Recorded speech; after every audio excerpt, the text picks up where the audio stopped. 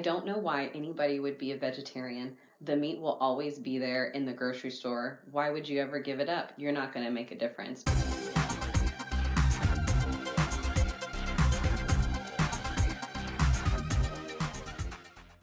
Hi, I'm Rodney. I'm Alexis, and this is The Vegan Agenda. In response to the Why I Am No Longer Vegan videos that have been trending, we've decided to make a collection of interviews with everyday vegans who have made an ethical connection and have chosen not to use animals for food, clothing, or any other purpose.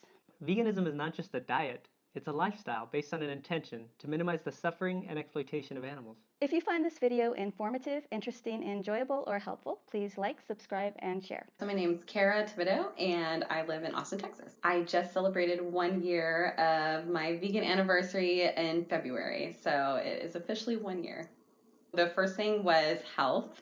That was my first openness of being vegan. I watched What the Health, and it made so much sense to me. So I ended up researching more, and the more I researched, I just kind of went down this rabbit hole of looking at new books and documentaries, and then that kind of got me into thinking about the sustainability of being vegan, and I ended up listening to a podcast about sustainability, and there was actually a vegan animal rights activist on there, and she broke down the dairy and the egg industry, and I immediately went vegan after listening to her. I did vegetarianism for probably about 6 months before I decided to go vegan once I had listened to her talk, because I didn't understand the dairy and the egg industry. I really didn't understand why you shouldn't eat those products until she explained the ethical reasons behind that. And then when I learned about that, I ended up watching Earthlings and Okja on Netflix, and I ended up understanding more of the ethical side of things, and that made so much sense to me, and it just pulled on my heartstrings. And once I made the connection that my dog was no different than a pig and a pig was no different than my dog, it was so easy to make that switch. I think being vegetarian for 6 months, I had learned to look at menus before I went out to eat, and going to the grocery store and finding new foods like beets and sweet potatoes and things I had never tried before. So by the time I had been vegetarian, that switch to veganism was actually fairly easy. It was actually when I watched What the Health, I was like, I'm going vegan. So I decided to get rid of all the animal products in my fridge, and I think I did it so drastically that I didn't really do the research behind it first, and it was really hard to stick with it. And also because I was doing it for health reasons, I really didn't understand the ethical side of being vegan yet. It was easier for me to be vegetarian because I just didn't have all the facts yet. And I think it's also hard too because as I gave up meat, I was already being challenged by a lot of people of, oh, well, you still need meat in your diet. And so I knew I didn't want to eat any animals at all. I had at least gotten to that part of ethics, but I didn't understand how I could function without dairy and eggs. So I thought, okay, well, maybe I'll just do vegetarian and see how that works. And I found that to be actually pretty simple because there's so many plant-based meat products out there that I didn't miss at all animal products. And in fact, I thought they were actually quite strange after I had it. I went a month being vegetarian and I actually had chicken, and it was crazy how my taste buds had changed over just that 1 month. I thought it was the most disgusting thing I'd ever tasted. And it was really simple from then on out to be like, I don't want to eat meat ever again. I did have, I think queso was the hardest part because I didn't understand how could I make queso and have it be vegan, and I didn't understand all these amazing nut cheeses that were out there and sunflower cheese and all of these amazing things that we can get from plants. So queso was the hardest thing for me, and but at least for other dairy products like milk and ice cream, there's so many amazing alternatives, and that I felt was easier to get. But cheese was that was trial and error, some of the vegan cheeses out there just don't have that same taste to it. So it took me a while to get to the brands that I really like, and now that I know those brands, it's so easy now. My partner, his name is Harley, and he actually went vegan shortly after I went vegan. So it's really great. It's been a great experience together because although he's not on the ethical side of it yet, he does do bodybuilding. bodybuilding. And so he actually found a lot of the health benefits from changing his diet. So he also kind of eased into it. He did like pescatarian for a while, and then felt like it was pretty easy because I was cooking so much vegan food already at home that the only meal he really had to cover for himself was lunch.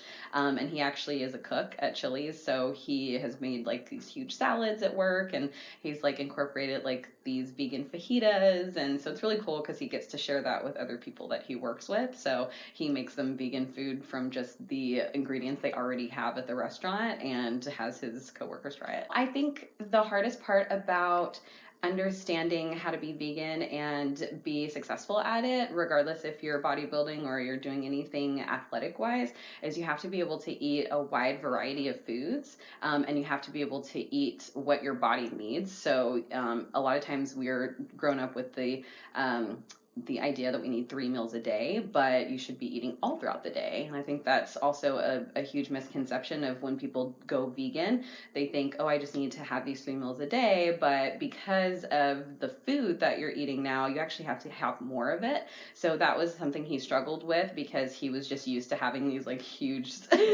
meals 3 times a day. And so now he like makes sure that he has like his snacks throughout the day, and he packs like nuts and seeds, and make sure he has his like tofu scramble in the morning, and he makes his vegan fajitas at lunch, and we make like a big like meal, either like a salad or something for dinner. And you cook together? Yeah, we cook together. So, and he loves cooking vegan, which has been really fun for him. So he doesn't really get to do it at his job as much, but when he's at home, he loves being able to cook something up. I taught him how to make vegan mac and cheese a couple weeks ago, so that's been his go-to.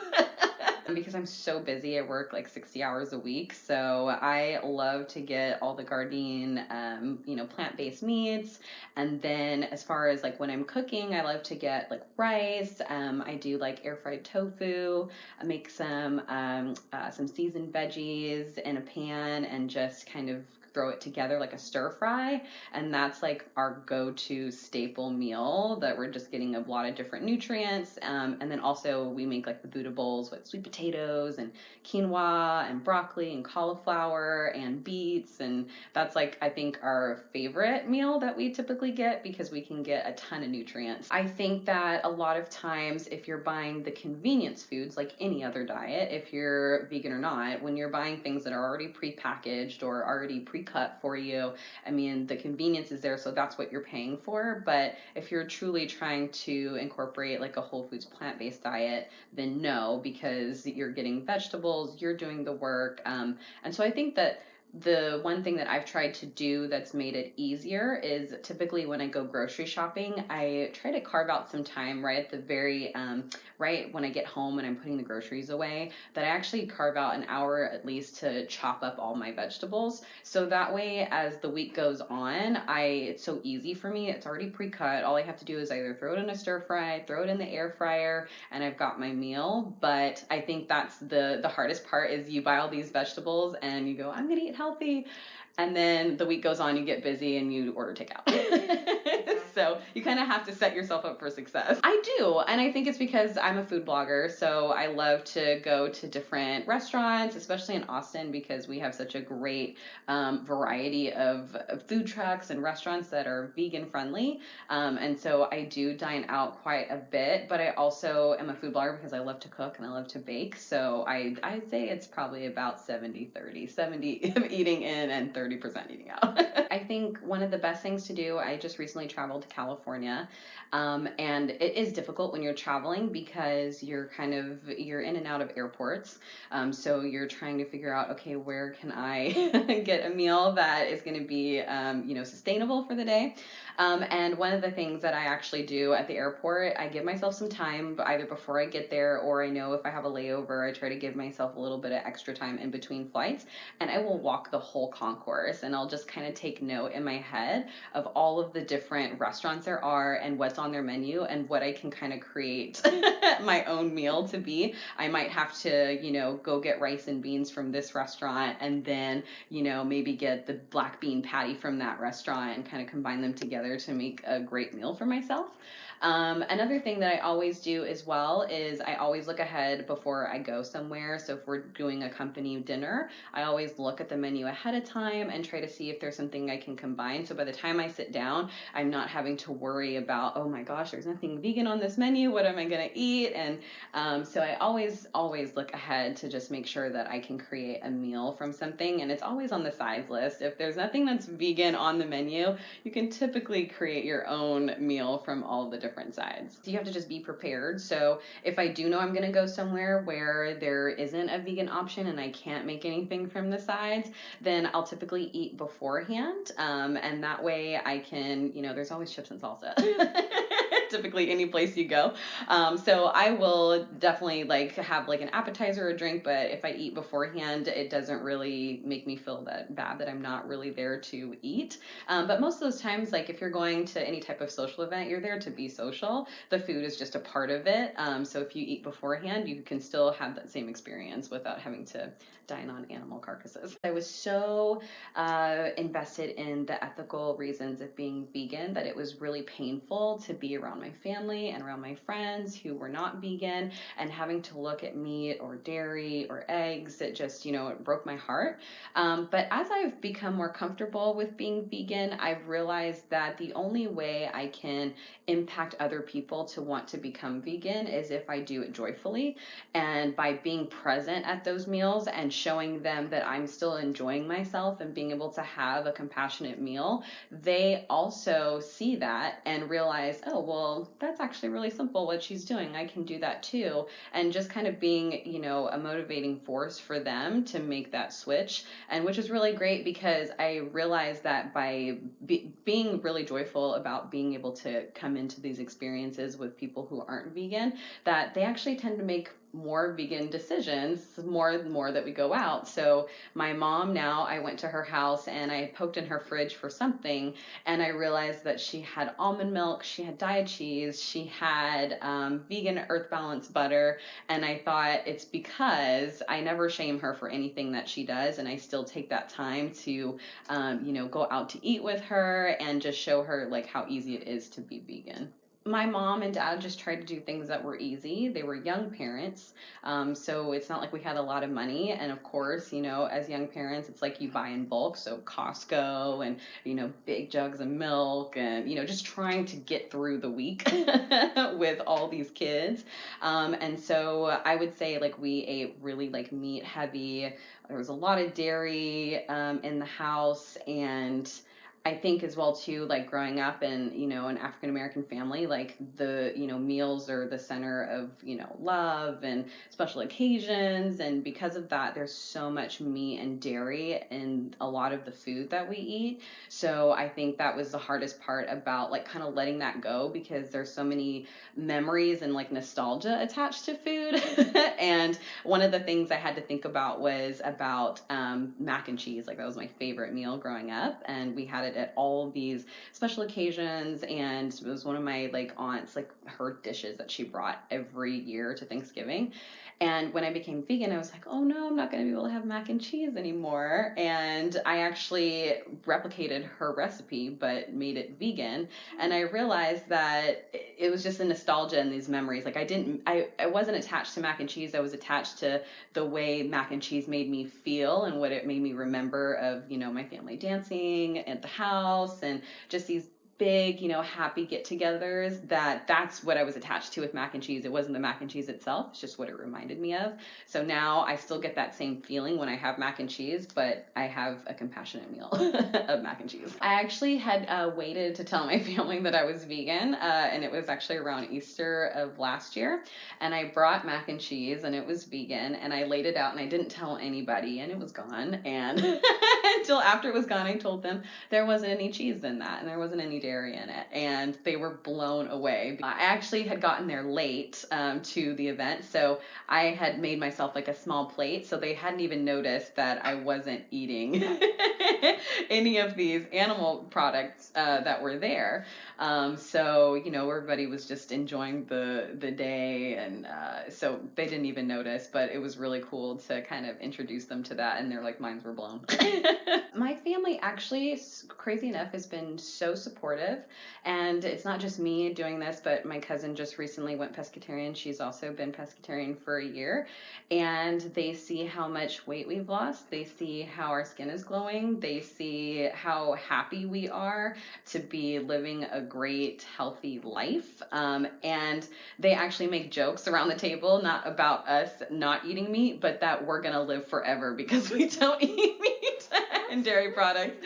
So that's actually really cool. And even our younger cousins, you know, they actually have been really supportive. My aunts and uncles, I've got 2 younger cousins, and they understand the dairy industry already. And so when they come to visit me, they make sure to call ahead and say, make sure you have almond milk for them because they won't drink cow's milk. So they're actually been very supportive. And I think that because there's this shift and this movement happening, that this information is getting to people a lot quicker, and people understand the effects of dairy and the effects of eating meat and the effects of eating eggs. And I think that people are starting to make this connection. And so rather than shame this younger generation that sees that connection, they're actually saying, way to go. I don't know if I could do it, but I'm proud that you're doing it. At first, I was so passionate about it that I talked about it every chance I got. And I could tell that it was turning people off from learning more. And so now I just put the food out there and I tell them there are no animal products in it, and they are more than happy to taste it if they want. I don't pressure anybody. And typically now I tend to see more people as they taste the food, they ask questions. And that's really where I try to engage and, you know, see how much do you want to know? I'm more than happy to tell you what I know, but I want to make sure that you're ready for that. And people tend to respond a lot more because now they're curious. They're not being preached at, but they just kind of want to get more information. And that just, I realize there's a quote in Hamilton that says, sometimes you don't get to see the seeds grow that you plant. And I realized that, you know, we hope that, you know, the next time we see somebody, they're vegan. But I realized, you know, I'm just going to plant this seed. I don't know if it's going to be able to grow, but at least I have somebody curious now by just, you know, sparking this, by just coming in, bringing my food, being joyful and saying, gosh, like, she is having a great time in her life. How can I get to that place? And just sparking their curiosity is really what it's all about, as opposed to giving them the information before they've asked. I wanted to be a food blogger since I moved to Austin because, I mean, the food here is amazing. You're taking pictures. Yeah. So I really wanted, I saw these different blogs pop up and I was like, you know, that'd be so cool to do a food blog. So me and my friend started a blog called Food of the 512, and we ate all over. And, you know, I was eating a ton of animal products. But one thing that I realized was, like, I was gaining all this weight. I was so sluggish. I didn't have any energy, but I was trying to keep up with, you know, the week to week of the content that I needed to create. So I was going out to eat so much. And I really did just feel the effects on my body. And then when I went vegetarian, I thought, well, would anybody be interested in vegetarian food? But I'll try it. I can still, you know, talk about ice cream and mac and cheese and all these things. So I did, but it just didn't feel like I was gaining any momentum at all. I felt like I was really forcing what I was doing, and I wasn't like super passionate about the content I was creating. And then when I went vegan, especially for ethical reasons, I was so passionate about getting this message out there. And overnight, it felt like I was starting to get people messaging me and liking my photos and following me back and saying, you know, I love all your things you're posting. I'm really thinking about cutting out milk. I mean, people I hadn't talked to in years started messaging me saying, I don't have eggs anymore because of what you said about eggs, or, you know, I don't eat meat anymore because of that post you created. So that started really showing that, you know, I just had to find that purpose behind what I was doing. I thought when I started my blog, I just wanted to be cool and have this influence and, you know, it just really like the vanity of it all. But once I actually did this because I wanted to save animals and I wanted to save the planet and I wanted to help people create a healthier life for themselves, when my purpose started aligning correctly, that's when it started to take off. So it's been really successful since I made that switch. I actually work for a tech company that provides caregivers to the elderly population, and we make sure that they have the caregivers there to take them to their doctor's appointments, assist them in grocery shopping, and it's been really amazing. So I actually manage the operations team in Austin for that company, and it's called Honor. It's been great, actually. It's one of the reasons why I love this company. So we actually cater lunch every single day, and we cater also vegan options every single day. We actually have about 6 to 7 vegans now in our office. So there's always tempeh and tofu and plenty of veggies and fruits for us, oatmeals, and so it's been really great that more people now that aren't vegan are actually starting to try our food and start becoming really curious. And even when we have potluck style things, like we just recently celebrated Pie Day. So everybody brought a pie to the office, and it was really great because people are now trying to create vegan and gluten-free options because they see that there's a need for that in the office, and they don't want anybody to feel left out. So just the fact of our presence being there in the office makes people think, oh, well, I should probably look up a recipe that's vegan so that no one else can, they don't have to feel left out and they can actually enjoy this day. I think the best part about being vegan is not necessarily the health aspect. I feel great. I know I could eat a little bit better, but otherwise I feel really great. I used to get sick all year. I haven't gotten sick for the whole year that I've actually been vegan, but I used to get sick at least like 3 times a year with like strep throat, and I've never gotten sick. And I would say the best thing though, the benefit that I've been able to receive is being able to meet so many people and have so much impact already on people's lives, even if they're not interested in necessarily veganism. Just seeing that, I hold down a 60-hour-a-week job, but I still have time to do my blog. I've also had people reach out to me to say, how are you doing this? And can you teach me a little bit about how you have been able to grow your following on Instagram, or how do you use social media? So just being able to impact people in that way, but also just the impact of people actually saying they've given up animal products because of what I've said. And also being able to meet all these amazing vegan activists in our community, and also just the powerful vegan women in the Austin community as well, has been such a huge benefit. And just knowing that I have all these different connections with all these amazing people who are all fighting for the same cause.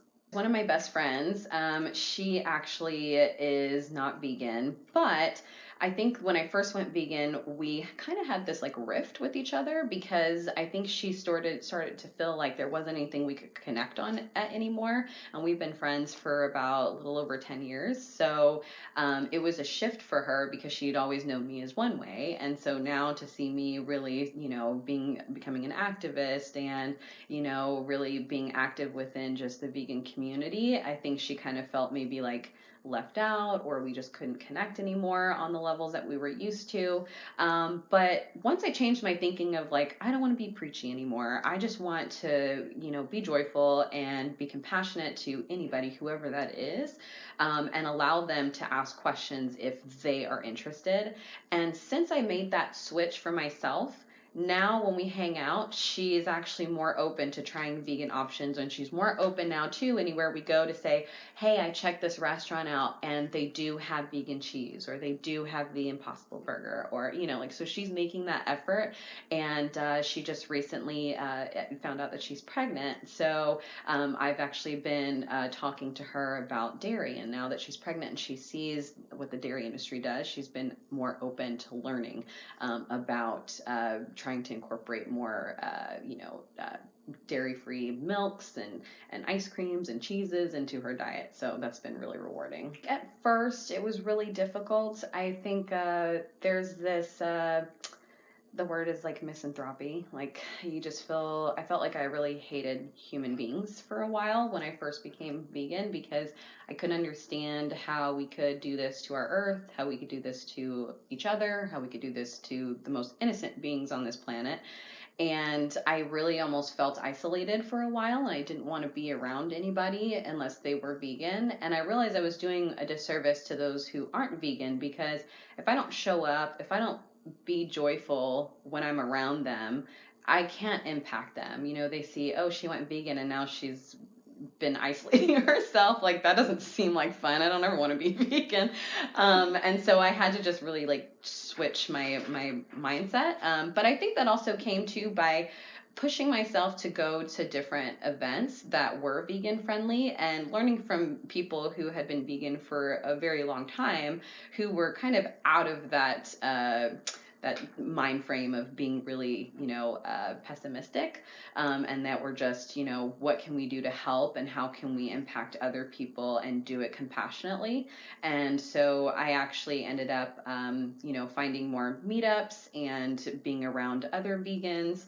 And that was actually really supporting for me, because everybody else, didn't understand really where my mind was at, who wasn't vegan. So just being around vegans who were a little bit more senior level than I was actually was my biggest support system. I think you have to be around people that have the same morals and values. It's just like a cleansing of your soul. You just have to have like a really good support system around you. Like, otherwise, you just can't isolate yourself. You can't be with these thoughts and these feelings by yourself. You have to have a support system. And by being able to go onto these social media platforms, when we live in an amazing time that you can literally connect to anybody. I know people on Instagram and through Facebook who live in Canada and Paris and, just all these different places, but we can bond over this one thing that means so much to us. And so I think if you have some type of outlet and some sort of support system around you, that makes the transition even easier. I've done Anonymous for the Voiceless. I've done a couple of them where I've been inside of the cube before, and I've done a couple where I've actually done outreach. I think my favorite part of it is actually the outreach portion. I was really afraid to do it at first because I think as a new vegan, you're not really sure how to handle the challenges that people will throw at you. But I had to start like telling myself, I've actually done more research than a lot of people about nutrition and about the planet and how sustainable veganism is. And I think you're just like, you want all this wealth of knowledge before you go out there and start talking about it, because you just want to be confident in the content. And so actually by just, being inside of the cube, I was able to hear other people who were doing outreach and see how they were handling some of these conversations and some of these like things that people would throw at them about, if we didn't eat animals, like we'd be overrun by animals, and just like how do they combat those certain things.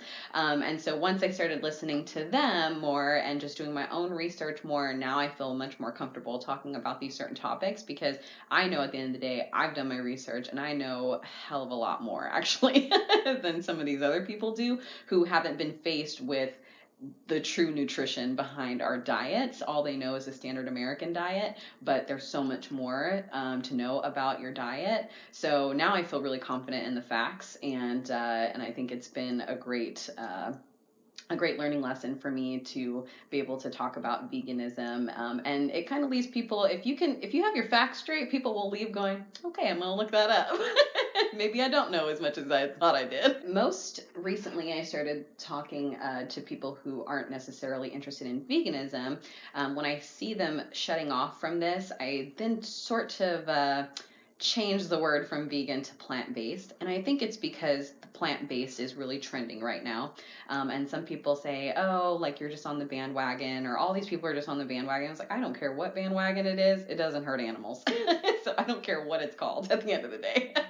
But I do think that there's, I think people have like a sort of mentality with like PETA and just like this really extremist vegan. And my goal is to really like try to get rid of that and show people that you don't have to, throw paint on fur and be angry to be a vegan or an activist. Stigma attached to the word vegan. It's like a bad word. Yes, absolutely. And I really just want to try to get my message out as a blogger and influencer is how do I change that stigma of being vegan from the PETA like extreme activist to just this joyful person who wants to be able to impact people and show people that you have this compassion within you already. You just have to unlock it, and you just have to be ready to do that on your own time and your own journey. Everybody's on their own journey, and it's up to you to to be able to understand the compassion you have inside of your heart and live with your morals and align your actions with your morals, not by my morals, but by your morals. And so with that, though, I also feel like, sometimes using the word plant-based does get people more interested because they see celebrities like Beyonce on this diet and they think, oh, this is so cool, So I do tend to use plant-based, at least when I'm talking about food. But when I do talk about other things as far as, the products I keep in my home, the things that I buy, my purses, my hats, my shoes, I will typically always say vegan. And that is really where I try to differentiate the two. It's like, plant-based is really just living a lifestyle for your health, but vegan is all encompassing. It's everything that you do. It's everything that you purchase. You're being conscious about, not even as well too, I think, I also break it down to people as saying, not only is veganism about making sure the animals aren't hurt, but thinking about the workers behind the products that you buy. Am I buying fast fashion?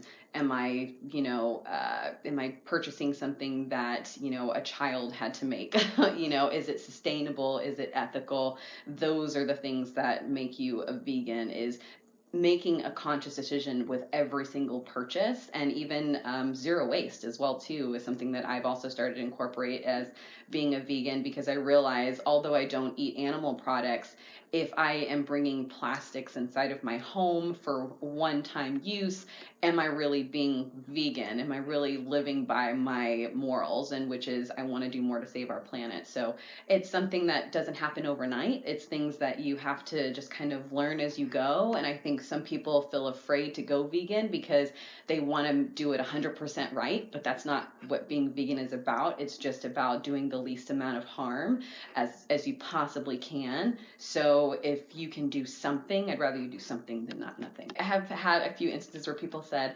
oh, I know somebody who used to be vegan, but then they stopped. And I always ask, why were they vegan? And they'll stop and say, well, they just wanted to get healthy. And I said, okay.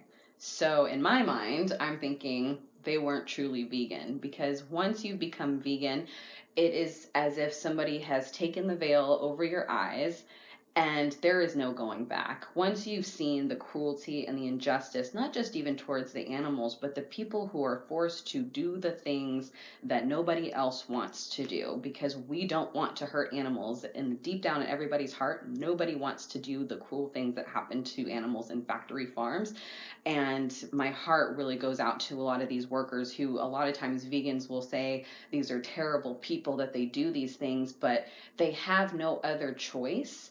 And they're experiencing insane amount of trauma once they leave these places. They cannot function. It's as if they've gone to war, and they will never be able to be the same. And so I never think that if you're truly vegan for ethical reasons, you will never be able to turn back to being the way you once were before. It is kind of also like the Matrix, it's like, if you would take this pill, you will stay asleep, and if you take the other one, there's no going back. You will learn the truth, and that's truly what being a vegan is about.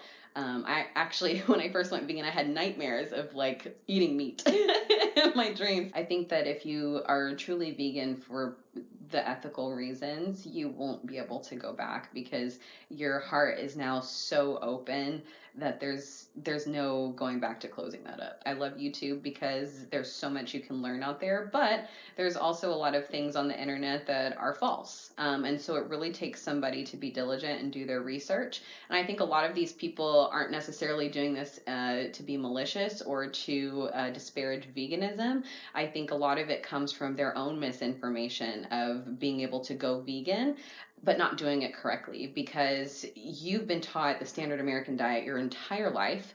There is no true nutrition facts out there for people to get unless they're truly doing their research and taking that time. So if you're not taking the time to do your research, and if you're, not eating a variety of foods, I always say to people when they go vegan or want to become vegan, I say, eat the rainbow. and do your research, because if you're not giving yourself enough nutrients, and everybody, has different things with their body. Maybe you need more of this vitamin than I do. So even though I'm successful at what I do, maybe what I do doesn't work for what you do. But it's just trial and error like anything else. And, if you do veganism for ethical reasons, you're not going to stop until you figure it out, And so when I first became vegan, I started feeling like, oh man, I'm so lightheaded all the time. Or just turned out I just needed some extra, vitamin D, and I just needed to up my B12, But I wanted to make sure I figured out what I could do so that I could continue to keep living this lifestyle. And I think people just have to realize, like, your health is so important, and you can still live a compassionate and cruelty-free life.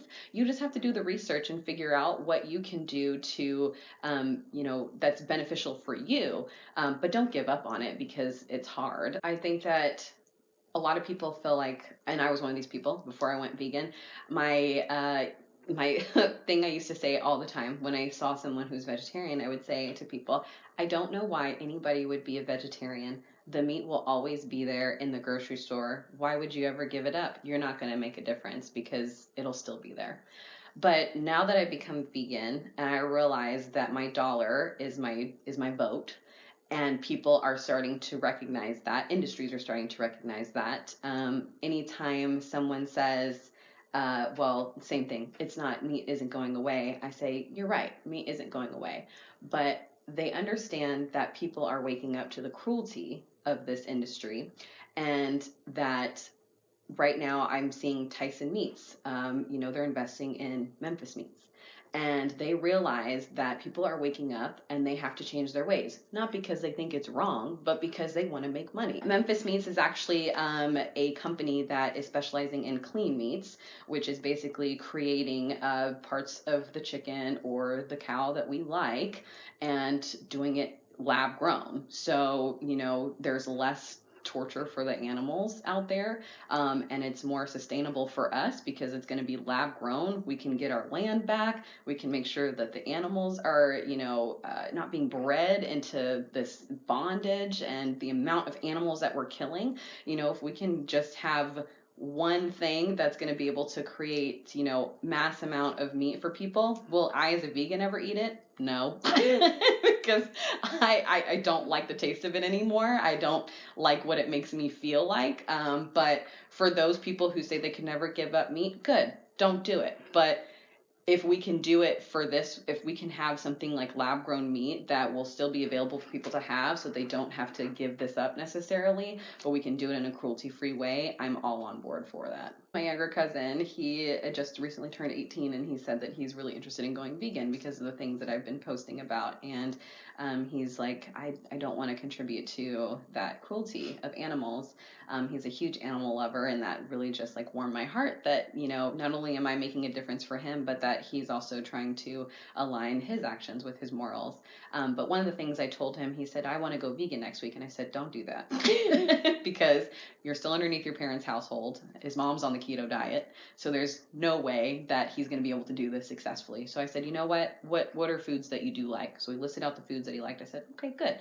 Why don't we do this? Why don't you try doing pescatarianism first? And he said, what is that? So I said, it's where you have fish, but you don't have any other meats. And he said, oh, okay, I can do that. That seems easy. So making sure that he's able to slowly get himself into this lifestyle, and slowly approach it so that he can understand what works for his body, what doesn't work for his body. And also, just like I was vegetarian, I was able to start making different choices over time and being able to, look ahead at the restaurant, at the menu to see what I could eat there.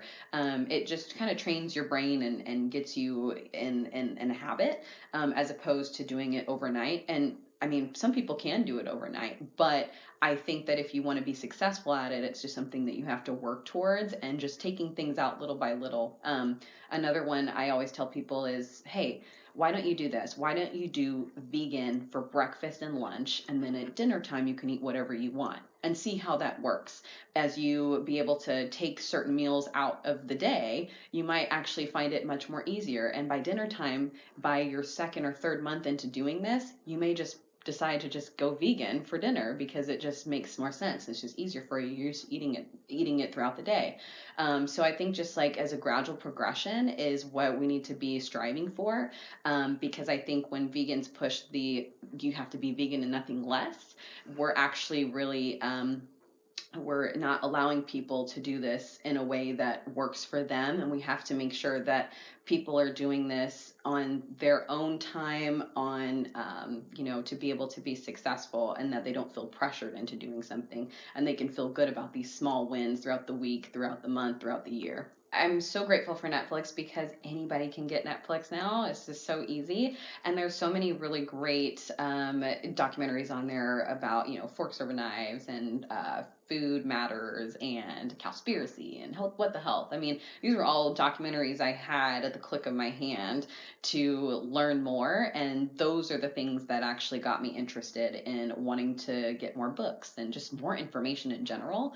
And then I would definitely say Food for Thought podcast with Colleen Patrick Goudreau. I had the opportunity to meet her last August at her Compassion in Action conference, and I told her, "You are my vegan godmother."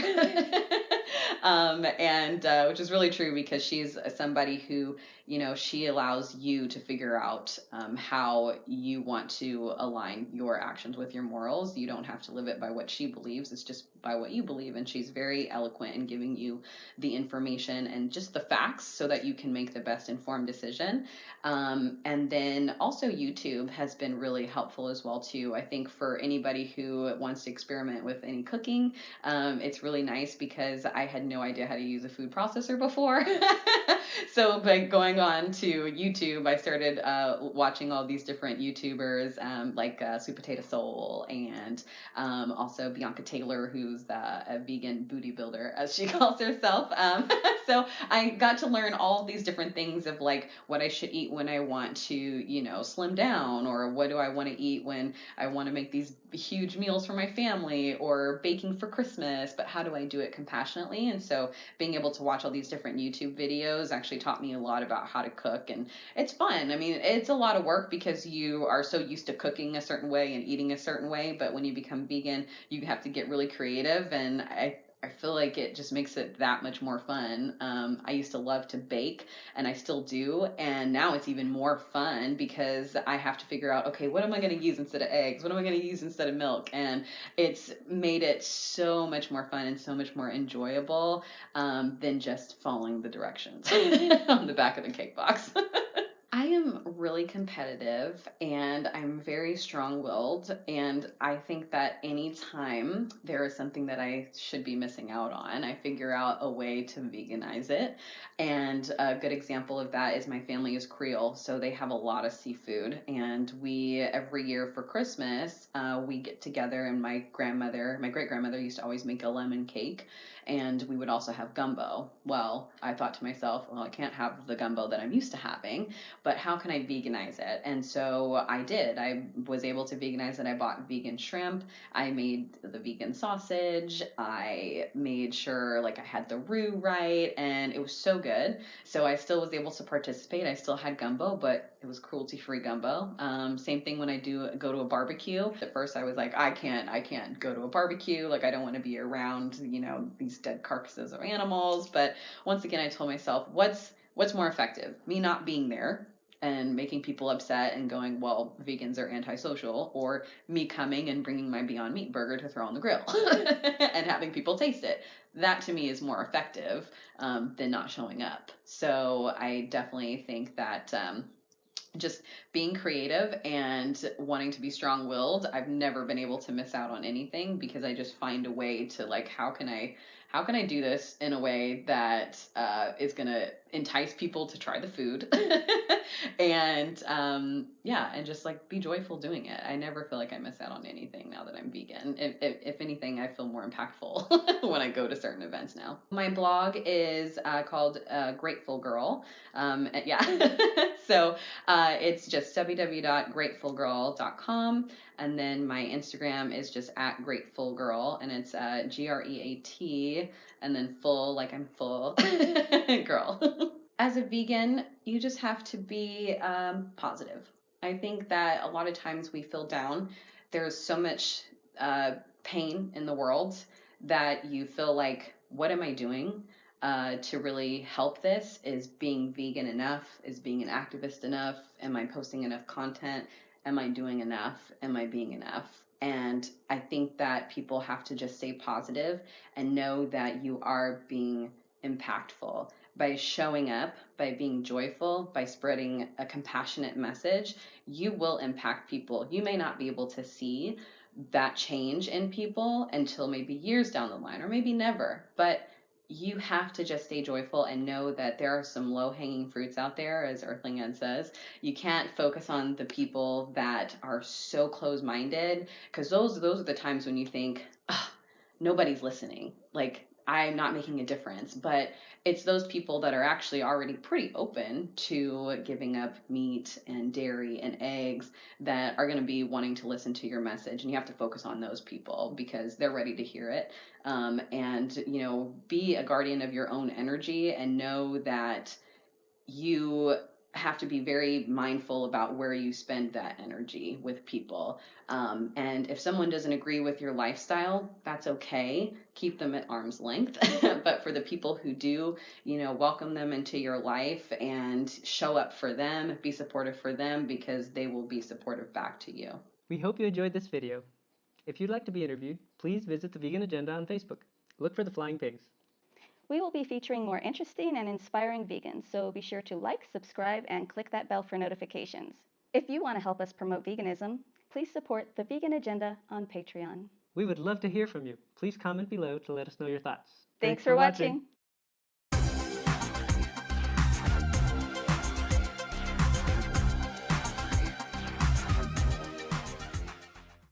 Thank you guys for doing this. This is amazing.